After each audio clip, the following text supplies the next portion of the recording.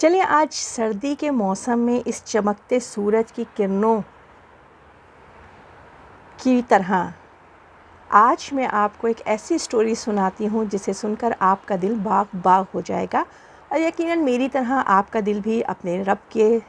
سامنے سجدہ ریز ہوگا۔ انسان کو ہمیشہ سے ہی جو ہے وہ کہانیاں اور قصے پسند ہیں، اسی لیے جو ہے اللہ تعالیٰ نے قرآن میں بے تحاشا جو ہے وہ اپنے انبیاء کی جو ہے نا وہ کہانیاں، جس کو کہتے ہیں نا قصص الانبیاء، کو بیان کیا ہے۔ میں یہاں گزشتہ 20 سال سے رہ رہی ہوں، اور ظاہر ہے اتنے سارے معاملات ہمارے سامنے آتے ہیں، اتنی ساری چیزیں جو ہے وہ زندگی کے روزمرہ زندگی کا حصہ ہوتے ہیں، تجربات ہوتے ہیں، تو میرا خواہش ہوتی ہے کہ وقتاً فوقتاً میں آپ لوگوں کے ساتھ اس کو شیئر کروں۔ تو آج میں ان لوگوں کے لیے ایک سٹوری شیئر کرنا چاہوں گی کہ جن کے بچوں پہ کسی بھی طرح کا کوئی نقص ہے، اور ان کو لگتا ہے کہ شاید ان کے بچوں کا نصیب نہ کھل سکے۔ اب سے کچھ عرصے کے قبل جو ہے میرے ہسبینڈ نے مجھے جو ہے نا وہ بتایا کہ ہم نے جو ہے نا ایک شادی میں جانا ہے، تم تیار ہو جاؤ۔ تو میں اور میرے بچے جو چھوٹے 2 بچے، ان کو لے کے جو ہے نا ہم تیار ہو کے اس شادی میں پہنچے۔ شادی بہت اچھی تھی، بہت مزہ آیا ہمیں۔ وہاں جو ایک خاتون تھیں جو سب سے آگے تھیں، ان کو دیکھ کے مجھے تھوڑی سی پریشانی اس سینس میں ہوئی کہ ان کا چہرہ بہت بری طریقے سے ڈیمیج تھا،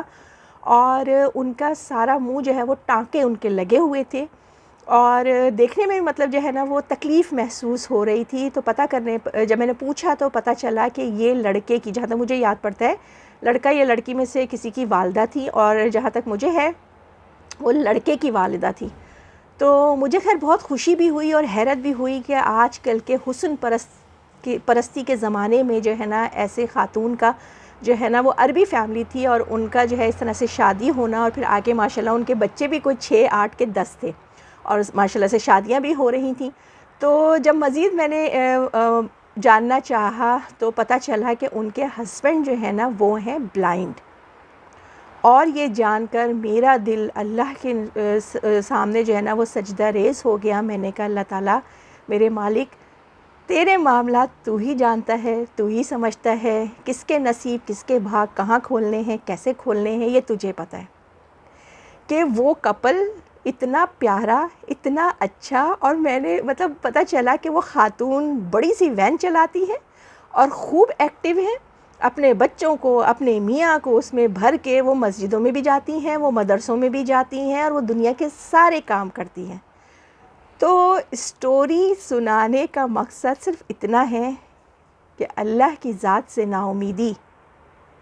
کفر ہے۔